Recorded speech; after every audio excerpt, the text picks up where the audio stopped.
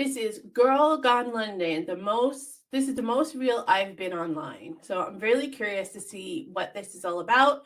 Love Girl Gone London. Great channel. I've been watching her even when I lived in the US. So I'm sure this is going to be fantastic. Let's see what she has to say.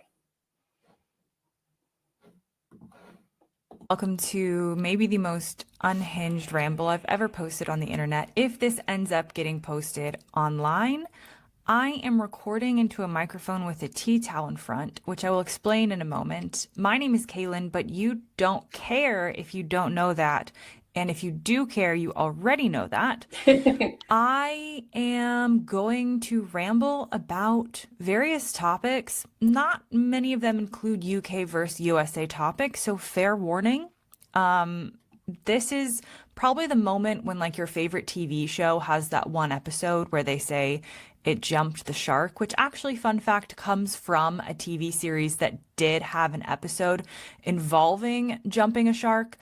But this probably will be the moment that you look back and think, that was the channel's downfall, because this is truly unedited. I'm not pressing stop.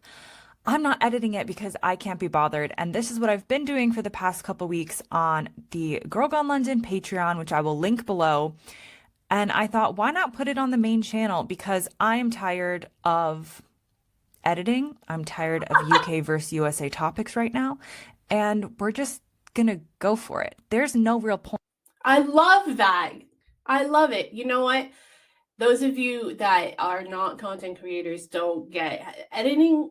If you're editing your own videos, which I am, because I can't seem to find a good an editor that where I'm like vibing with, really.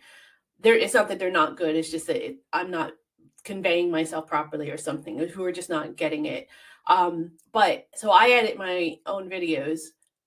I'm sure you can tell if you are a video content creator. But so I try to keep things as like straightforward and with few, tangents as possible. And that's why I script them, so I can try to stay on topic, as you guys know, my rants. But I love that she's just like admitting that, she's trying something different and that she understands it might have a negative effect on her channel, but she's going to do it anyway. I love raw, real things and authentic things so much more than any kind of programmed script stuff. So that's why, even though when I script things, I try to do just talking points so that I can still speak off the cuff. So it comes, so it's still natural and authentic and real. It's real, my real opinions, and it's not just a complete script that I'm reading, because I can't stand that stuff. So this is going to be really interesting. I'm really glad that she did this. Point. Please back out now, because this is going to be boring in a way that you've never heard something so boring. I literally have on my list of topics my past screen names and my current internet searches, as well as the Treasure Act, in case you haven't heard of it, and something else that I've forgotten entirely. I do have it written down on my phone, but again, we're not editing, so you're gonna have to wait for me to open the picture I took of my computer screen where I wrote this all down. Anyway, let's get started. So genuinely, the whole point of this is that it's pointless. And I like pointless things. And I also know that this is not going to be a well-received video in terms of views.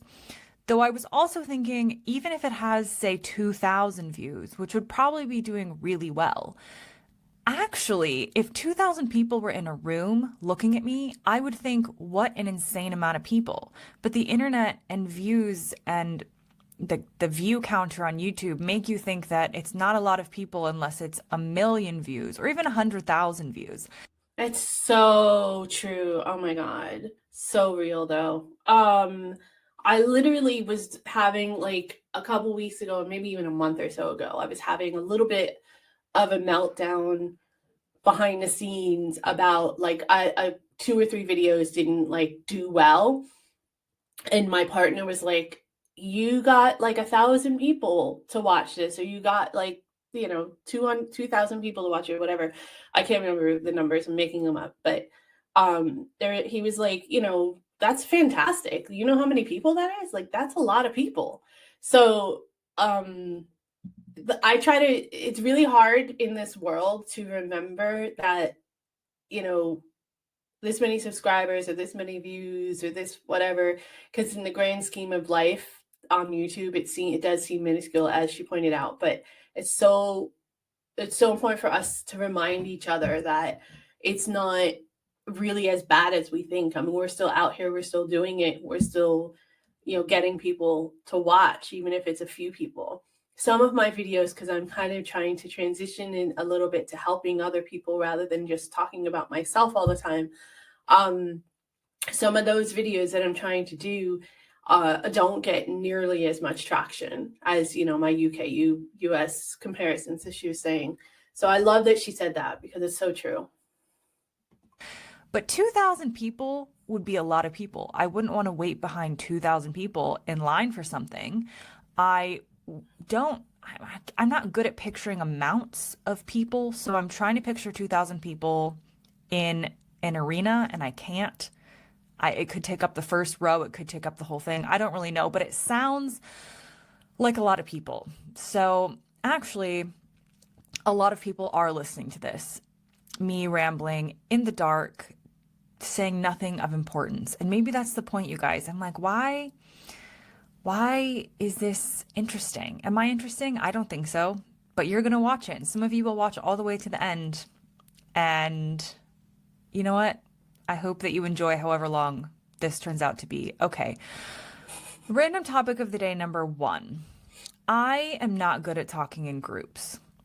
I'm truly not. I don't like it. I either like 1-to-1, 1-to-2 is okay.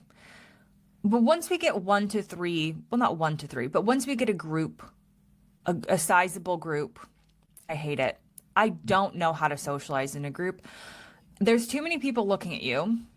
There's too many people to I don't understand the cadence of group conversation because typically in a group conversation, I'm thinking about what to say ahead of time. And by the time I've thought about what to say ahead of time, the rest of the group has gone on without me, which isn't the case in other areas because if I'm talking 1-to-1 or 1-to-1,000,000, I don't often think about what I'm going to say. I just say it. But once there's like a small group, I hate it.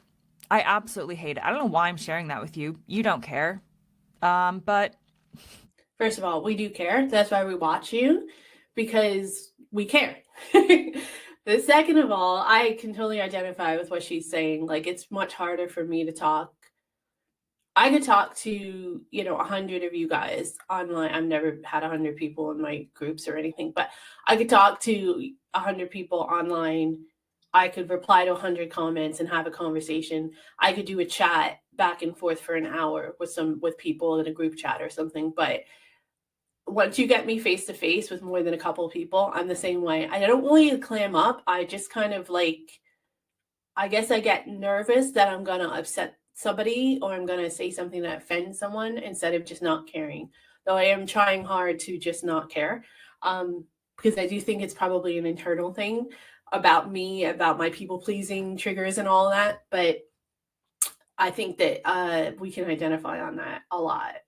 I think that people that have the have success, any kind of success, however you measure it, on YouTube or these types of platforms, I think kind of have that in them a little bit because it's easier for us to talk to the camera in a lot of ways than it is to talk to people one-on-one.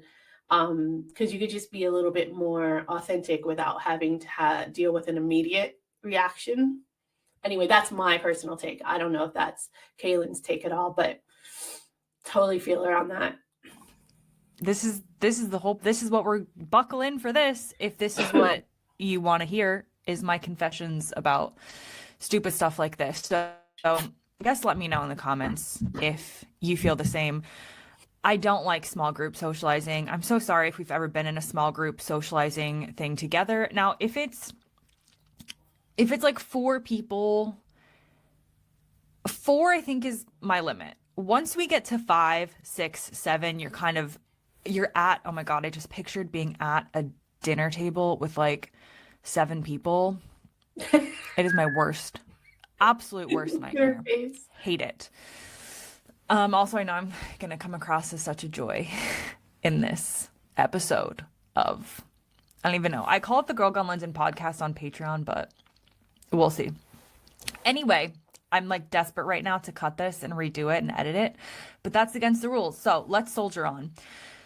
Do you also hate small group socializing? Do you get talked over like me and also not know how to keep up with the conversation like me? Also, fun fact, I am not actually good at socializing in real life, though you would think that I am because I'm pretty good at it. But there's a lot of mental gymnastics that go on in my head to make sure that I'm saying the right thing. So also comment below if you can relate to that. And before this gets too depressing, let's talk about typing speed, because I just tested mine and it turns out that my typing speed is 150 words per minute, which seems to be fast because apparently this like average is 40 or 50 words per minute. And I take more pleasure than I should in the fact that I have a fast typing speed, but I know I have a fast typing speed because I grew up in the exact right era to have a fast typing speed. It was right in the era before everyone was typing on their phones or tablets, and it was right when it was like you need to know how to type for your future jobs. I had a typing class in the 7th grade on a keyboard. We learned to type without looking at our hands, so I can type in the very official, not looking at your hands, hands in the right place kind of way, and I can type very quickly. And that is a fun fact that you didn't need to know about me, but now you do. I also spent time this morning looking. Very same thing. I actually learned how to type on an older electric typewriter and computer keyboard combined. That was my typing class. I had to do both. I had to learn both, even though I knew I would never use the typewriter ever again, because I just like I was probably the same age. 7th grade is like, for those of you who don't know, it's like 13, 14 age. I knew at that point I was probably never going to use a typewriter again because computers were taking over already. But they made us learn on a typewriter anyway, and so we learned on the keyboard for a computer and a typewriter, old school computer with the big like monitor and everything. The keyboard was connected with like that spiral cord and everything. Yeah, so I was around the same era where they're like, you have to learn how to type, and now everyone does everything on their phones. It doesn't matter. Up what is the average typing speed, and again, people say like 40 to 50, though that seems very slow. So do a typing test yourself and let me know what your typing speed is. I told you this was going to be boring. I honestly warned you, and I honestly don't care what you think about it. Okay, next on my list is nail polish. I was thinking about nail polish because I was thinking about my nails, because I do get comments occasionally that I have good nails, which is a little insane because I don't do anything to my nails, but I think that's why that my nails are strong. I'm going to post it. I'm posting this on the internet. Okay. My nails are very strong because she's just, you could tell she's like, this is stupid. She's so self-conscious. Aw. I love it though. Go for it. Keep going. I think I've only worn nail polish maybe 2 days in my life. I'm pretty sure I wore nail polish on my wedding day, though I cannot remember. Maybe. I must have. I think I did. But that would probably be the only day that I've ever worn nail polish in my entire life. Maybe as a small, tiny child when you're like playing dress up. But even then, I wasn't like a do my makeup and nail polish kind of little kid. And so I have strong nails, and I looked it up, and apparently nail polish does make your nails more brittle, and the nail polish remover specifically can obviously affect them. So all I do is cut them occasionally, and yeah, that's the lazy girl method to get compliments on your nails. Don't do anything with it, ever. Also, don't do anything with your hair or the rest of you because A, I wouldn't even know where to start.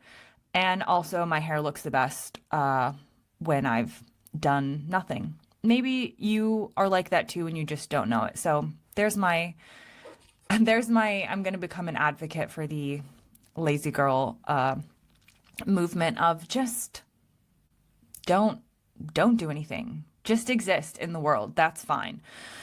Next on my list on my Love it. Big support already. phone that I've written down is old screen names because I did title this video something like the most unedited I've ever been online or the most I've ever shared or something. And this is where it gets cringy and I need to make sure that it's not an entirely clickbait title. So, on the topic of people who grew up in a very specific era, if you grew up as a child in the technology era, there's a good chance you've got some weird screen names that you've used over the years. And I was thinking about mine. And I think if you were an adult when technology came along, you probably avoided this. But those of us at a certain age or under a certain age will realize the cringe that is your old screen names. So, for instance, my very first one was something along the lines of KF book reader 5 or 55. And I will explain. KF are my initials, as you might know. Book reader, because I liked reading books, obviously. And 5 was my favorite number. Not 55 is not my favorite number. So if it was 55, it was simply because I wanted to make sure people knew that 5 was my favorite number. So I wanted it more than once. But that was my very first one. Then I got a little bit more sophisticated because reading books was what I did. But I was like, well, what do I love? I loved dolphins. So I became Dolphin Lover 1180. Dolphin Lover really explains itself. Aww. Also, there's not really many girls my age who didn't go through a dolphin phase because I feel like in the early 2000s, it was all dolphins all the time. I had a dolphin necklace, I had dolphin t-shirts, I had a dolphin lamp for my room. They were really pushing just the dolphin. There was a real dolphin craze in America. I don't remember that at all in the early 2000s, in all fairness. I like dolphins. I think they're cute and everything, but I don't love them. And I don't remember a dolphin craze. So she's got me on that one. Might be a slight age gap, though. When I was a young teenager. And 1180 had to do with an old address that I used to live at when I was younger. And so that was it. Dolphin Lover 1180 was definitely, that stuck with me a long time. Then I had some other ones before we got to the actual not cringy names of like your actual name. But that would have been so weird back in the day to use your actual name as your screen name. It had to be creative. My friends were Yeah, like you definitely, now it's because it's about branding and stuff like that. So a lot of people use their real names. But at networking and because you're across several platforms and stuff. But back in the day, like, I mean, I'm old enough to remember AOL. Okay, and that was like the shit when it came out. So back in the day, like if you did not have you didn't just put like M Hickson or Mandy Hickson, like you wouldn't do that. You'd have to have something creative on AOL. You were seen as really just silly or old if you didn't. So I agree with her on that. I actually still, my very first AOL screen name, I still use as a handle for something. Actually, I use it as a handle for more than one thing. That's how long I still use it. I'm not gonna tell you what it is though, because it's private. for things like soccer girl. I can't remember. Oh, just like it just, well, I'll out myself now. I won't keep outing them. It then went on to one that I'm not even going to share online because I said I'm not going to edit this. So sometimes you have to think before you speak. But when I'm a teenager, I thought, you know what's for babies? Dolphin Lover, KF book reader. And so I created one called, I can't even say this out loud. This might not ended up being posted. Also, I can see in my camera how long this has been going on. It's been going on for 14 minutes and 30 seconds. Truly, This is the downfall of this channel. And I don't know why I'm doing this. So, okay. Anyway, I had one called Silent Noise, 55 again, because you got to get your favorite number in there. And I seem to remember that Silent Noise was a play. Maybe in English class, we discovered whatever the word is for when you use opposing terms or something. I don't know. I thought this was genius because noise isn't silent. So Silent Noise was somehow, yeah, I was probably like 14. And do I regret it to this day? Yes. Do I have vivid memories of me doing instant messaging with various boys in my high school who equally probably had cringy screen names, but under this name, thinking that I was deep? Yes. I love that she's calling herself out. Oh, I think it's brilliant. I love this. She's fantastic for doing this. This isn't, I mean, I know it's probably cringy for her, but for people who are fans of hers, it's not going to be cringy. I'm sure she's going to do well on it. This is great. No, call yourself out. Own your stuff, right? I mean, we're all dumb kids and thought we were extremely like profound, or we did something that we thought was provocative at the time that really was nothing, right? We all had those phases. That's cool. Don't worry about it. I love it. Luckily that phase didn't last long, and once we had to start doing college applications, I think I very quickly made sure that I had just basic boring screen names. But I suspect that many of you who are of an older generation won't have similar cringy screen names, but I bet you that your kids and grandkids do. I'm not sure what they tell kids these days who are growing up in a completely technology from the get-go sort of world. Like, do they teach the toddlers, like, just make sure that you get your name with some numbers because it's more professional? I was of the generation that we didn't get that memo until they don't ask us. They just do it. I mean, that's my personal experience anyway. Later on. So once they get permission to go online and to be online, they just do whatever handles they want. I know my child's handles because I am friends with her on every platform so that I can monitor everything because she's a minor. And I don't care. I tell her it's the only way she could be online from the get-go. So we definitely like know what her screen names are and everything, but yeah, we were never asked. She just figured it out on her own. You know what? I still like reading books, though I don't read them as much. I don't love dolphins as much as I did in 2005, but I don't have a problem with them, and I still don't really know what silent noise means. Moving along, let's talk about the Treasure Act in the UK. This is on the list of random topics. Did you know that if you find what they consider to be treasure in the UK, which is basically something of historical importance, if you're like metal detecting or it falls out of the sky and hits you on the head, whatever it is not yours legally. It belongs to the Crown under the Treasure Act, and you have to report it legally, and you have to give it up, and they're supposed to give you a payment for it, but they basically say it's ours anyway. And I think this is a supremely unfair position that the government can just own treasure. Like, I do understand for the historical importance and for museums and for people to study, but I feel like there should be some sort of clause where it's like, you own it, but maybe you have to allow it to be studied for a little bit or something. I just feel like finders keepers in this case is truly what I think. If Henry VIII dropped a spoon and you found it all these years later, he's not there to claim it back. So I do appreciate if something maybe belongs to, you can't steal something. So you can't just steal a car and say finders keepers.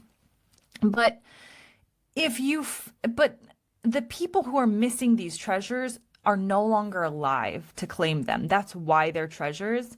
And in that case, I say finders keepers. So Completely disagree with her on that.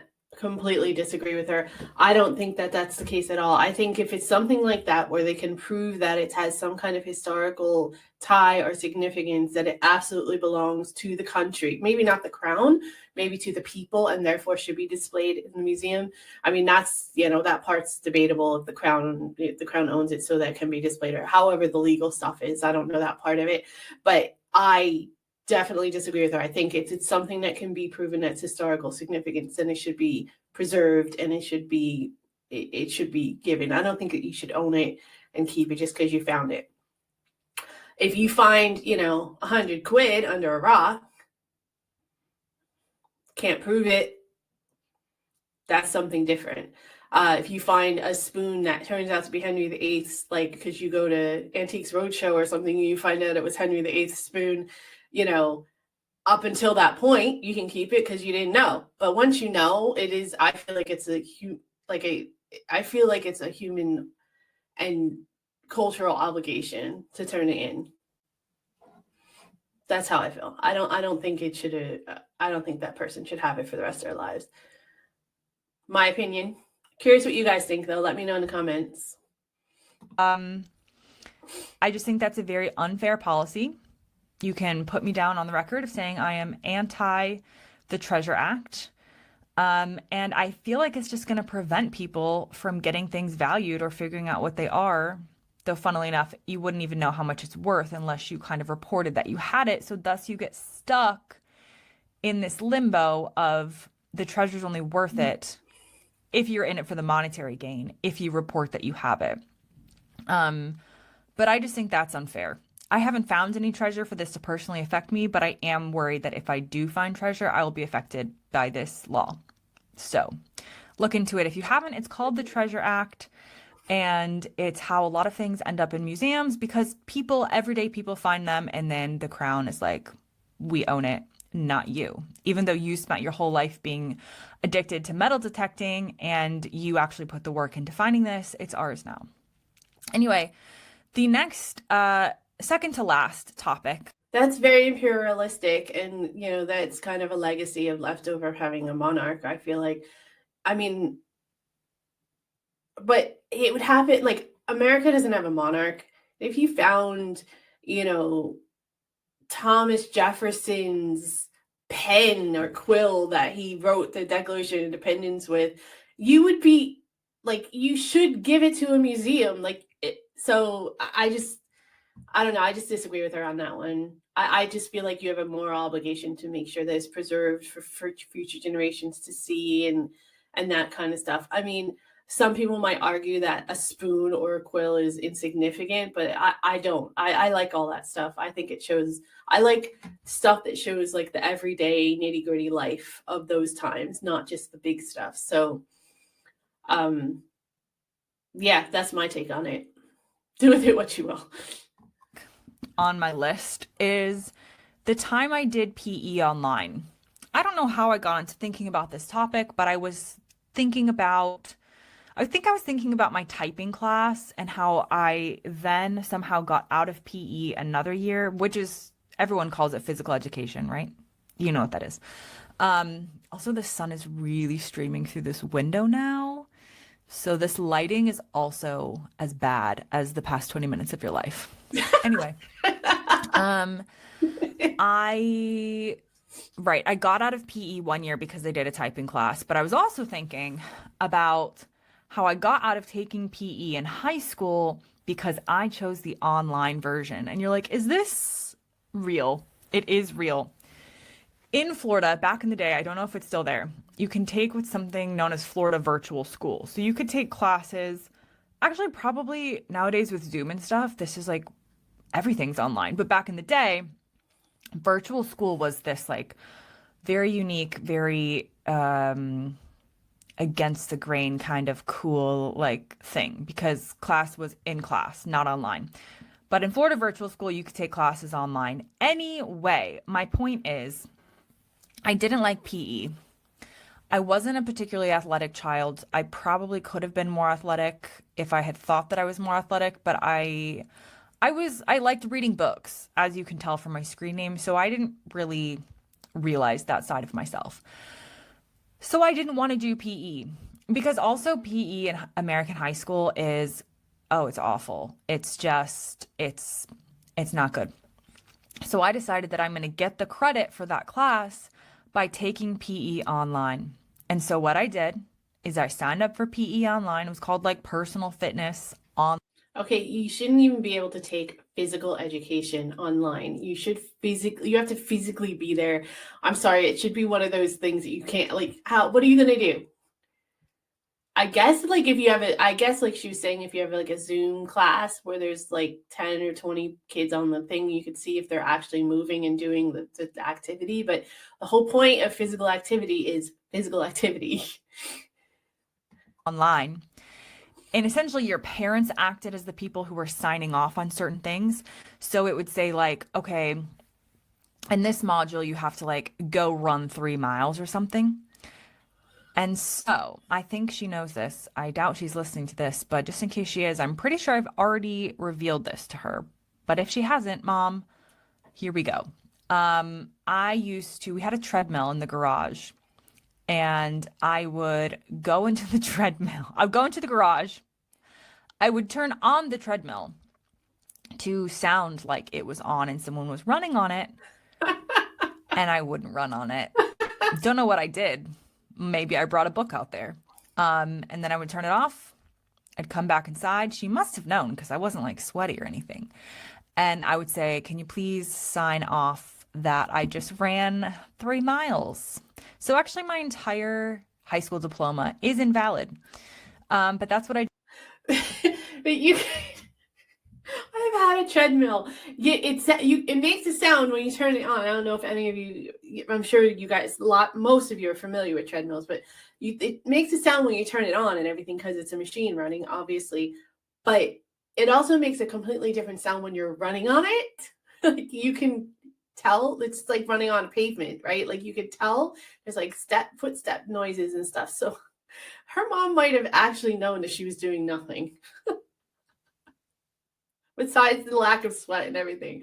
That's hilarious. I love that.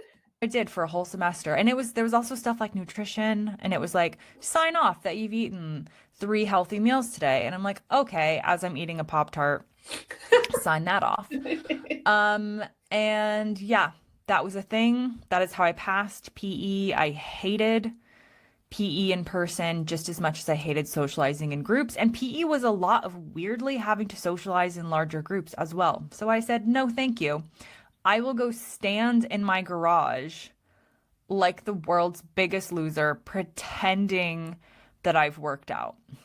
So, I don't have any more notes or comments on that. The other thing I've done to finish off this crazy 20-something minutes of your life, if you're still listening, is I wrote down some of my most recent searches. I went into my search history and I wrote some of them down, and I thought I would go over them to show you the depths of my mind and what's going on in there. And we'll fly by them. Some of them I remember why, some of them I don't. Number 1, turkey onesie baby. Pretty obvious. I was looking for baby turkey onesies, not of a baby turkey, but a turkey onesie for a baby, because there are babies in my life that I think it would be cute to dress up like a turkey around Thanksgiving. I don't think you can argue that babies dressed up in costumes are very cute. They can't say no, so you can dress them up like whatever you want. And if you look up turkey onesies for babies, you will also find that the costumes are very cute. I have not yet acquired the turkey baby onesie, but I'm not saying I'm not going to. It's still on the table. Okay. Next. That's creepy. I don't mind like people dressing up their kids. It's your kid. You do whatever you want. But I do think that like for Halloween or a special occasion, like I don't mind. I think it's kind of weird that you're dressing them up as a turkey for Thanksgiving. I love Thanksgiving. I have nothing against it. I'm an American. Thanksgiving's a red-blooded American holiday. I think it's weird to dress up your kid as a turkey. That's just my take. No personal offense to anyone. I think it's weird. Next, I looked up how many Pringles is 30 grams. this was because I was eating Pringles and it said a serving is 30 grams. And I wanted to make sure I knew how much I was eating. I think it's about 16 Pringles, actually, is 30 grams. And for the record, I really only like plain Pringles because I don't really like many different flavors of things. I like very plain beige. Aw, she's off. No, sour cream and onion. They have a banging Texas barbecue flavor. Oh, no, she doesn't know what she's missing. Food. Also, if you're thinking of diagnosing me with anything based on listening to this podcast, you're probably right. Okay, next up. How do towns find twins? I looked this up because I was passing tons of signs in the UK that always say this village or town or whatever is twinned with whatever other place. Okay. I thought she was like talking about twin like kids or something. I was like, what? Oh yeah. I know what she's talking about. Okay. Like I forgot where it was now, but yeah. I know what she's talking about. Place somewhere in France, somewhere in Austria. It's always like European cities. And I thought, how do towns find a twin? Do you have to get their approval? Is it based on size? Is it based on some historical connection? And it turns out that this is a very European thing that started after the wars in order to try and bring like a sense of European community.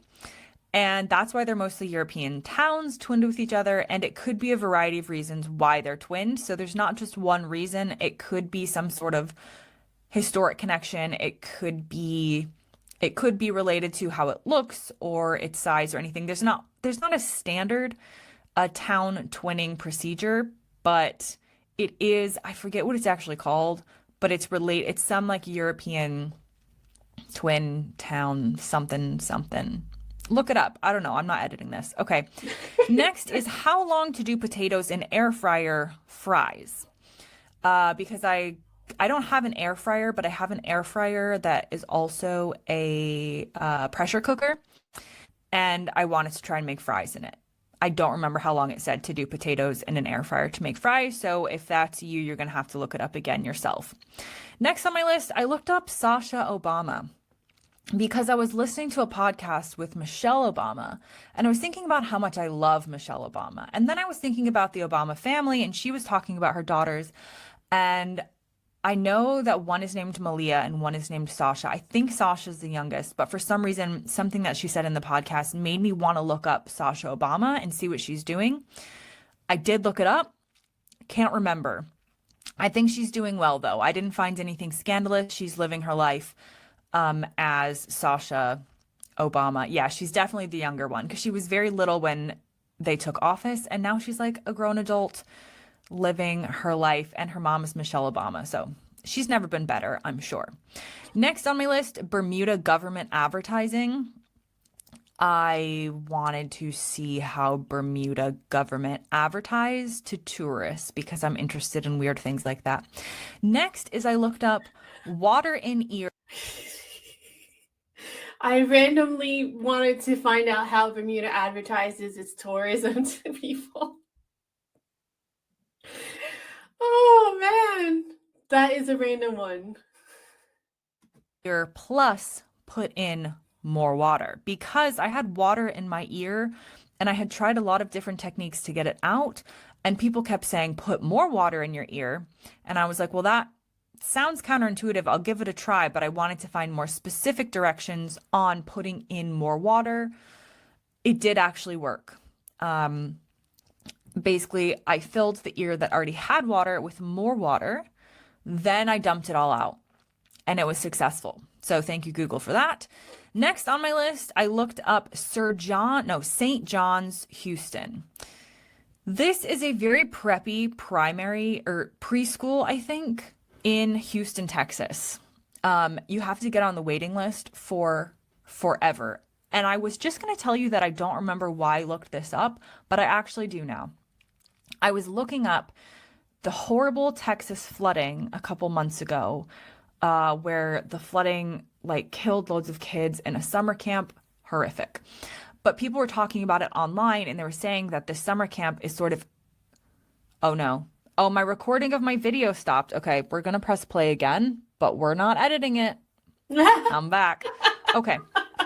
Anyway, people were saying that getting into this summer camp was similar to getting into St. John's Houston preschool, and that you had to get your name on a special list, and it's this like secret society.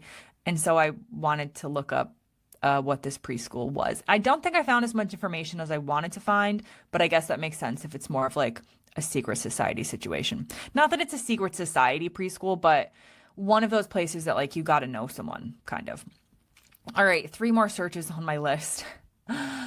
Here we go.